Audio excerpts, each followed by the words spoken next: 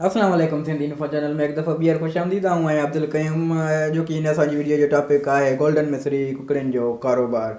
जेकॾहिं तव्हां असांजे चैनल ते नवां आया आहियो त चैनल खे सब्सक्राइब ज़रूरु करे छॾियो। इन सां असांजी हर वीडियो तव्हांखे सभु खां पहिरियों मिलंदी। इन चैनल ते असां रोज़ानी जी बुनियाद ते कारोबारी आइडिया दुनिया जी मालूमाती डॉक्यूमेंट्री ऐं घणो कुझु इन ते पोस्ट कंदा आहियूं। चैनल खे सब्सक्राइब ज़रूरु कयो। अचो त वीडियो शुरू कयूं था।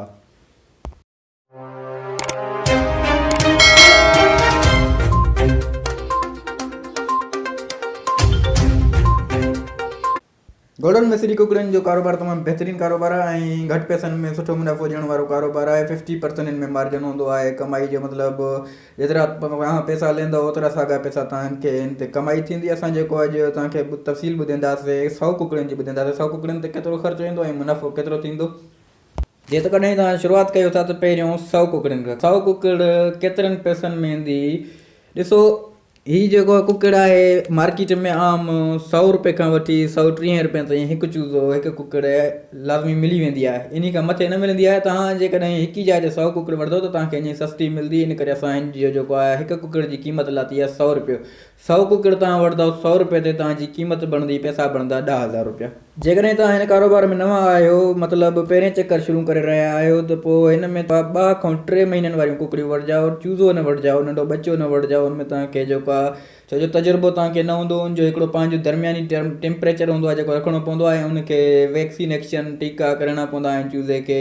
जेकॾहिं 2-3 महीननि वारी कुकड़ वठंदा त उनखे टीकनि जी ज़रूरत न पवंदी आहे ऐं हर मौसम में बि रही सघे थी, हर टेम्परेचर में रही सघे थी। हिननि कुकड़ियुनि खे तव्हां गोश्त जे हिसाब सां बि वेचे सघो था, लेकिन हिननि खे हिननि जा जेकॾहिं अंडा वेचींदो त हुन में तमामु घणी बचत आहे।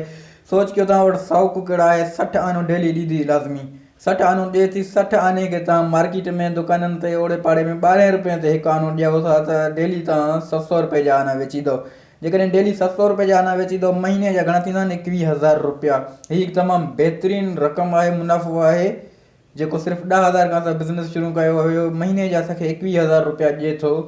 मतिलबु 10,000 उहे बि निकिरी अचनि था, 20,000 मथां ॿियो बि मुनाफ़ो मिले थो हिकु महीने में। ऐं सियारे जे हिसाब सां त हीउ कमु तमामु बहितरीनु बिज़नेस आहे। जेकॾहिं हाणे तव्हां जूं कुकड़ियूं नाकारा आहिनि, ऊन्हारो अची वियो आहे त तव्हां हिननि खे गोश्त जे हिसाब सां बि वेचे सघो था। उन में बि बचत आहे, उन में बि नुक़सानु न आहे।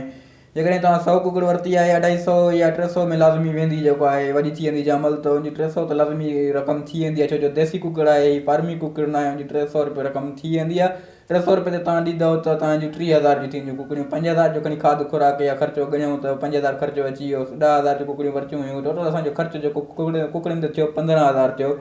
30,000 में वेचियूं 15,000 वरी बि मुनाफ़ो अची वियो, नुक़सानु न आयो। हिन कुकड़ियुनि में तमामु वॾी बचत आहे।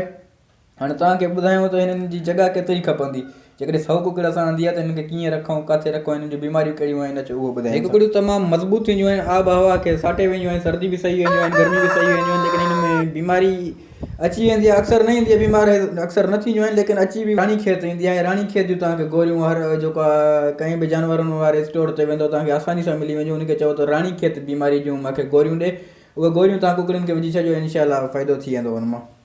जॻह जी ॻाल्हि कजे, जेकॾहिं तव्हां ॻोठ में रहो था त हिनखे ज़मीननि में छॾे ॾियो, को मसइलो हिन में अहिड़ो कोन्हे। पाण चरी परी जेको आहे घर मोटी ईंदियूं, लेकिन राति जे टाइम हुननि खे खुॾो तव्हांखे ॾियणो पवंदो जंहिंमें हू राति जो सुम्हनि, या को खारो या को अहिड़ी जॻह मुनासिबु जॻह ॾियणी पवंदी। जेकॾहिं तव्हां वटि खुलियो माहौल न आहे त हिननि जे लाइ तव्हांखे हिकु नंढो फार्म ज़रूरु ठाहिणो पवंदो। फार्म अंदरि जेको आहे तव्हांखे नंढा नंढा खाना ठाहिणा पवंदा। जेको आहे सब्ज़ी जी पेटियूं हूंदियूं आहिनि, ओड़े हिसाब उन्हनि जा खाना ठाहे सघो था जंहिंमें हीअ कुकड़ियूं आना ॾियनि। इन्हनि लाइ तव्हांखे हिकु जॻह लाज़मी ठाहिणी पवंदी फार्म अंदरि।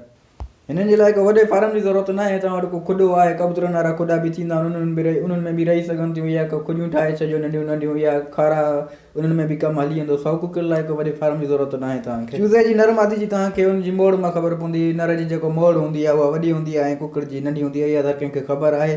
जेकॾहिं वीडियो पसंदि आई आहे त वीडियो खे लाइक ज़रूरु कजो, इन सां असांजी हौसला अफ़ज़ाई थींदी। ऐं चैनल खे सब्सक्राइब ज़रूरु कयो, इन ते असां रोज़ानी जी बुनियाद ते अहिड़ी मालूमात पोस्ट कंदा रहंदा आहियूं। असां सिर्फ़ु हिकु बिज़नेस आइडिया ॾींदा आहियूं जीअं तव्हां हिकु सुठो रोज़गारु कमाए सघो। उन खे घटि या वधि करणु उहो पंहिंजो कमु आहे, ऐं कीअं तव्हां माल परचेज़ कंदा उहो तव्हांखे पाण खे सिखणो पवंदो। सिंधी भाइरो वीडियो खे लाइक ज़रूरु कजो, महिरबानी, थैंक यू।